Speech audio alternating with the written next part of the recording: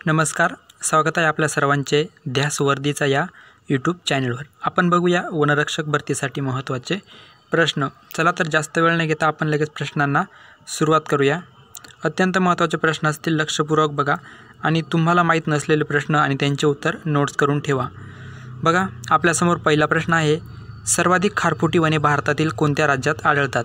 तर बघा, सर्वाधिक खारफुटी वने म्हणजे समुद्रालगत असलेल्या राज्यांना जिथे जास्त दलदल असते तिथे खारफुटी वने तयार होतात, त्यांना काय म्हणतात? खारफुटी वने किंवा दलदलीची वने। तर बघा, पश्चिम बंगालमध्ये सर्वाधिक खारफुटी वने आढळतात, लक्षात राहू द्या। त्यानंतर बघा 2 नंबर आढळतात गुजरातमध्ये, त्यानंतर 3 नंबर बघा अंदमान निकोबार बेटांमध्ये। तुम्हाला क्रम देखील लावायला विचारला जाऊ शकतो, लक्षात राहू द्या। पश्चिम बंगाल, गुजरात आणि अंदमान निकोबार। त्यानंतर बघा समोरचा प्रश्न बघू, पश्चिम घाट वाचवा मोहीम केव्हा सुरू करण्यात आली? तर बघा, पश्चिम घाट वाचवा, लक्षात राहू द्या, गडगिल समितीने पश्चिम घाट वाचवा मोहीम केव्हा सुरू करण्यात आली?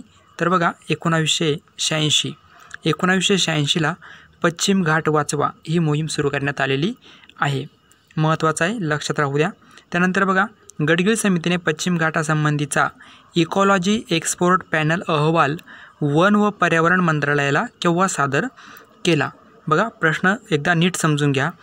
गडगिल समितीने पश्चिम घाटासंबंधीचा इकॉलॉजी एक्सपोर्ट पॅनल अहवाल वन व पर्यावरण मंत्रालयाला केव्हा सादर केला? तर 2011ला तो सादर केलेला आहे, लक्षात राहू द्या, महत्त्वाचं आहे। त्यानंतर बघा आपल्यासमोर प्रश्न आहे, महाराष्ट्रातील पहिले वन्यजीव अभयारण्य कोल्हापूर जिल्ह्यात राधानगरी येथे केव्हा स्थापन झाले? महाराष्ट्रातील पहिले वन्यजीव अभयारण्य कुठे आहे असा प्रश्न येऊ शकतो, तर लक्षात राहू द्या, कोल्हापूरमध्ये आहे आणि ते केव्हा स्थापन झाले? तर बघा 1958, लक्षात राहू द्या, महत्त्वाचा प्रश्न आहे। त्यानंतर बघा समोरचा प्रश्न बघा, भारतातील परिस्थितिकी विज्ञानाचे जनक कोण आहे? तर बघा, परिस्थितिकी विज्ञानाचे जनक आर डी मिश्रा। कोण? तर लक्षात राहू द्या, आर.डी. मिश्रा यांना काय म्हणतात? भारतातील परिस्थितिकी विज्ञानाचे जनक आर.डी. मिश्रा। त्यानंतर बघा समोरचा प्रश्न, गंगा नदी डॅशमधून उगम पावते? तर बघा, गंगा नदी जी आहे ती हिमालयातील गंगोत्री या ठिकाणून उगम पावते आणि लक्षात राहू द्या, गंगा नदीजवळच सिंधू नदी देखील उगम पावते, तर लक्षात राहू द्या, महत्त्वाचा प्रश्न आहे गंगोत्री। बघा त्यानंतर समोरचा प्रश्न, IUCN ची लाल यादी डॅश आहे? म्हणजे बघा, जी IUCN ही संस्था आहे ही रेड यादी किंवा लाल यादी जाहीर करते, कोणाची? तर जी संकटग्रस्त सजीव आहे त्यांची जी धोक्यात आलेले जे सजीव आहे किंवा जे प्राणी आहे धोक्यात आलेले त्यांची लाल यादी जाहीर करण्याचं काम कोण करतं? IUCN ही संस्था, लक्षात राहू द्या। त्यानंतर बघा समोरचा प्रश्न बघू, भारताच्या राष्ट्रीय प्राण्याचे शास्त्रीय नाव काय? तर बघा, भारताचा राष्ट्रीय प्राणी आपल्याला माहिती आहे वाघ, त्याचे शास्त्रीय नाव विचारलेलं आहे, तर बघा पॅन्थेरा टायग्रिस। काय? पॅन्थेरा टायग्रिस हे भारतातील भारताच्या राष्ट्रीय प्राण्याचे शास्त्रीय नाव आहे, काय? पॅन्थेरा टायग्रिस। त्यानंतर बघा, पृथ्वीच्या वातावरणात ऑर्गॉन वायूचे प्रमाण किती टक्के आहे? तर बघा, ऑर्गॉन वायूचे प्रमाण किती टक्के आपल्याला प्रश्न विचारलेला आहे। तर बघा, आपल्याला माहिती आहे नायट्रोजन किती टक्के आहे, ऑक्सिजन किती टक्के आहे, परंतु आपल्या हे लक्षात राहत नाही, कारण की ऑर्गॉन त्यानंतर जे असे छोटे आहे ते लक्षात राहत नाही, त्यामुळे लक्षात ठेवा 0.93 इतके काय ऑर्गॉन वायूचे प्रमाण आहे। तुम्ही 0.90 देखील लक्षात ठेवू शकता, याच्या आसपास येऊ शकतं ऑप्शनमध्ये, परंतु 0.90 किंवा 0. तर बघा, आता वायू काय फिक्स तेवढ्याच प्रमाणात नसतो, कमी जास्त होत असतो, लक्षात असू द्या 0.90 किंवा 93। त्यानंतर बघा, पृथ्वीच्या वातावरणातील प्रमुख बाबींच्या प्रमाणाचा योग्य उतरता क्रम लावा। बघा 1 मिनटं, पृथ्वीच्या वातावरणातील प्रमुख बाबींचा प्रमाणात योग्य उतरता क्रम लावा। आता बघा, आपण वरती ऑर्गॉनवरती बघितला प्रश्न, आता इथं सर्व वायू मी तुमच्यासाठी घेतलेला आहे आणि त्यांचा योग्य क्रम लावायचा आहे।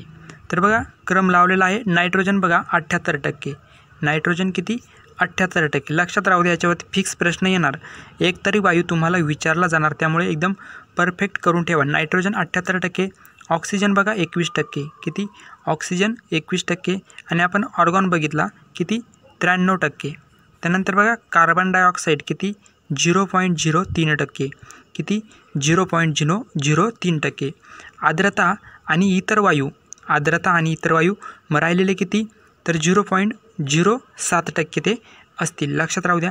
तुम्हाला आर्द्रता आणि इतर वायू नाही विचारलं जाणार. नायट्रोजन, ऑक्सिजन, आर्गॉन आणि कार्बन डायऑक्साईड हे 4 तुम्ही एकदम फिक्स राहू द्या. बघूया समोरचा प्रश्न.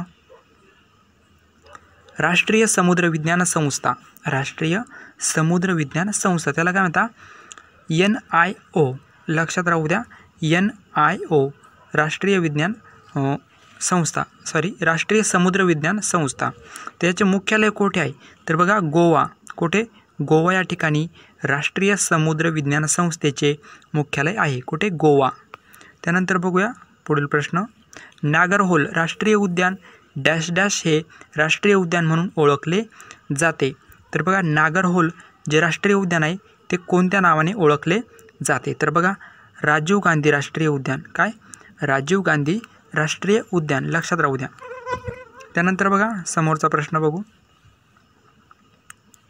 परिस्थितिकी म्हणजे काय तर बघा आपण वरती काय प्रश्न बघितला परिस्थितिकी विज्ञानाचे जनक कोण तर लक्षात राहू द्या RD मिश्रा. आणि परिस्थितिकी म्हणजे काय तर बघा परिस्थितिकी म्हणजे सजीवांची परस्परांमधील पर्यावरणाशी होणारी आंतरक्रिया. काय सजीवांची परस्परांमधील पर्यावरणाशी होणारी आंतरक्रिया महत्त्वाचं आहे. लक्षात राहू द्या. त्यानंतर बघा आणि बघा कसं हा मोठा याचं उत्तर कसं मोठं आहे आणि आपल्याला 4 ऑप्शन दिलेले असतात. तर मग मोठं उत्तर आपल्याला ते सर्वच मोठे उत्तर असतात. मग तिथं आपण कन्फ्यूज होतो. त्यामुळे एकदम फिक्स पाठ करा. सजीवांची परस्परांमधील व पर्यावरणाशी होणारी आंतरक्रिया. बघा समोरचा प्रश्न बघू. रामसर करार खालीलपैकी कोणत्या परिसंस्थेच्या संवर्धनाशी निगडीत आहे. आता बघा रामसर करार आपल्याला माहीत असेल कशाशी संबंधित आहे. जे दलदलयुक्त प्रदेश आहे दलदलयुक्त किंवा आपण काय म्हणतो खारफुटी प्रदेश किंवा अजून काय जे पाणथळ प्रदेश त्या संबंधी काय आहे तर रामसर करार. बघा तिन्हीपैकी कोणतंही ऑप्शन असू शकतं किंवा हे तीनही असू शकतं आणि यापैकी सर्व असं देखील असू शकतं. तर हे तीनही शब्द लक्षात ठेवा. बघा दलदलयुक्त पाणथळ प्रदेश त्यानंतर जे दलदलीचे प्रदेश खारफुटी प्रदेश अशा प्रकारे तुम्हाला ऑप्शन असू शकतात. तर लक्षात राहू द्या रामसर करार. बघा महाराष्ट्रात सर्वात जास्त वन्यजीव अभयारण्य कोणत्या विभागामध्ये आहे. आता इथं विभाग विचारलेला आहे. विभाग म्हणजे आपण जे प्रादेशिक विभाग पाडतो त्यामध्ये विदर्भामध्ये काय आहे तर सर्वात जास्त वन्यजीव अभयारण्य आहे. लक्षात राहू द्या. त्यानंतर बघू समोरचा प्रश्न. भारतामध्ये लायन डेल्टा वानर कोठे सापडते. कोणते लायन डेल्टा या प्रकारचे वानर सापडते पश्चिम घाटामध्ये. कोणत्या पश्चिम घाटामध्ये सापडते. कोणते लायन डेल्टा. आणि कालच्या व्हिडिओमध्ये मी तुम्हाला काय सांगितलं होतं की सोनेरी वानर कोठे सापडते. तुम्ही कालचा व्हिडिओ बघितला असेल तर त्याचे उत्तर नक्की कमेंट्स करून सांगा की सोनेरी वानर कोणत्या अभयारण्यात किंवा राष्ट्रीय उद्यानात आढळते. बघा समोरचा प्रश्न. भारतातील कोणत्या नद्या खचदरीतून वाहतात. बघा खचदरीतून म्हणजे कसं तर खचदरीतून म्हणजे खोलीतून वाहतात म्हणजे जास्त याच्यामधून वाहतात खोल दरीमधून त्या वाहतात. तर कोणत्या नद्या तर बघा नर्मदा आणि तापी. कोणत्या नर्मदा आणि तापी या काय खचदरीतून वाहतात. किंवा असा देखील प्रश्न येऊ शकतो की पश्चिम वाहिनी नद्या कोणत्या खालीलपैकी. तर बघा नर्मदा आणि तापी या काय पश्चिम वाहिनी नद्या आहे. लक्षात असू द्या. त्यानंतर बघा समोरचा प्रश्न. भारतीय वन सर्वेक्षणाचे सेंट्रल झोन कार्यालय कोणत्या ठिकाणी आहे. भारतीय वन सर्वेक्षणाचे कोणते सेंट्रल झोन कार्यालय कोणत्या ठिकाणी आहे तर नागपूर. कोणत्या नागपूर या ठिकाणी आहे. लक्षात असू द्या. बघा समोरचा प्रश्न. मानव आणि जीवावरण राखीव क्षेत्र हा कार्यक्रम खालीलपैकी कोणत्या जागतिक संघटनेने सुरू केला. कोणता मानव आणि जीवावरण राखीव क्षेत्र हा कार्यक्रम कोणत्या जागतिक संघटनेने सुरू केला तर तो कोणी युनेस्को. लक्षात राहू द्या युनेस्कोने सुरू केला. बघा पर्यावरण संबंधी तुम्हाला एखादा प्रश्न आला आणि त्यामध्ये जर युनेस्को असेल म्हणजे कदाचित तुम्हाला माहीत नसेल उत्तर तर तुम्ही युनेस्कोवरती टिक केलं तरी तुमचं ऑप्शन बरोबर येऊ शकतं. लक्षात राहू द्या. कारण की पर्यावरण संबंधी म्हणजे युनेस्को जास्त पुढाकार घेते, लक्षात राहू द्या. त्यानंतर बघा समोरचा प्रश्न बघा, शरावती जलविद्युत प्रकल्प कोठे आहे? शरावती नदीवरती शरावती जलविद्युत प्रकल्प आहे कर्नाटकमध्ये, लक्षात राहू द्या, कर्नाटक. बघा कोणते राष्ट्रीय उद्यान भरतपूर राजस्थान येथे वसलेले आहे? भरतपूर येथे बघा केवलादेव राष्ट्रीय उद्यान पक्ष्यांसाठी अगदी फेमस आहे. आपल्याला माहीत असेल का महाराष्ट्राचे भरतपूर यावरती मी तुम्हाला मागील व्हिडिओमध्ये कमेंट्स करायला आली होती की महाराष्ट्राचे भरतपूर म्हणून कोणत्या ठिकाणाला ओळखले जाते. तर बघा त्याचे उत्तर आहे महाराष्ट्राचे भरतपूर हे नाशिक जिल्ह्यातील निफाड तालुक्यातील कोणते तर नांदूर मधमेश्वर ज्याला महाराष्ट्रातील पहिला रामसर स्थळाचा दर्जा मिळालेला आहे 2019मध्ये, लक्षात राहू द्या, ते आहे महाराष्ट्राचे भरतपूर. आणि भरतपूर ओरिजिनल कुठे आहे तर राजस्थानमध्ये आहे, केवलादेव राष्ट्रीय उद्यान या ठिकाणी ते आहे. त्यानंतर बघा समोरचा प्रश्न बघू, कोणत्या शहरात अलकनंदा आणि भागीरथी नद्या एकत्र येऊन गंगा नदीत रूपांतरित होतात? कोणत्या ठिकाणी तर बघा देवप्रयाग हे जे ठिकाण आहे या ठिकाणी अलकनंदा आणि भागीरथी या दोन नद्या एकत्र येतात आणि तिथूनच आपण गंगा नदीचे रूप मिळते आणि गंगा नदी आपण म्हणतो. तर लक्षात राहू द्या देवप्रयाग. त्यानंतर बघा समोरचा प्रश्न, महाराष्ट्रात खालीलपैकी कोणत्या जिल्ह्यामध्ये पर्यावरणाचा अभ्यास करण्याचे कार्यकर्ते समितीने सुरू केले?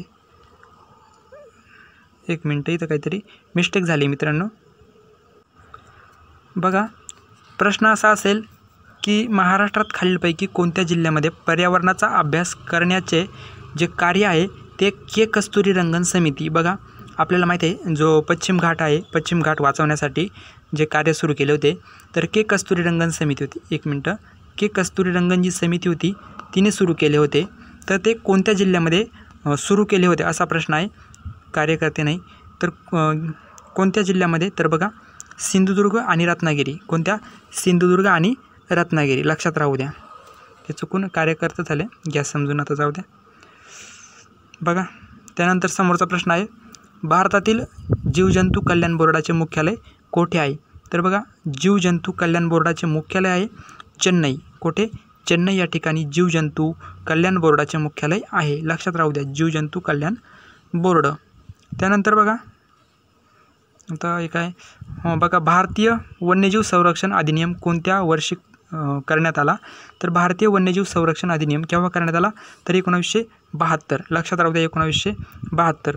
आणि बघा जे म्हणजे पर्यावरण संबंधित किंवा वनांसंबंधित जे महत्त्वाचे कायदे आहे त्याच्यावरती आपण व्हिडिओ बनवलेला आहे.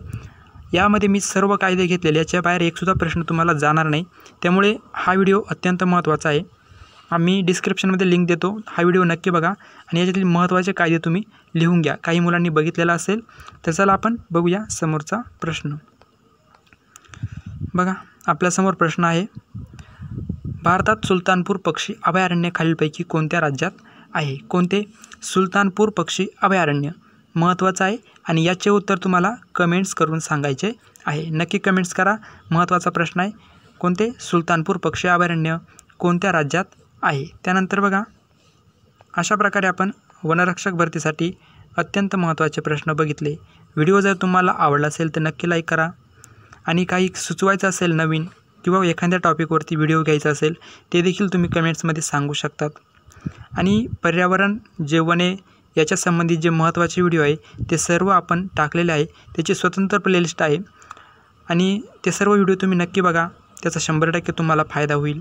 थांबूया आपण इथं. धन्यवाद. जय हिंद.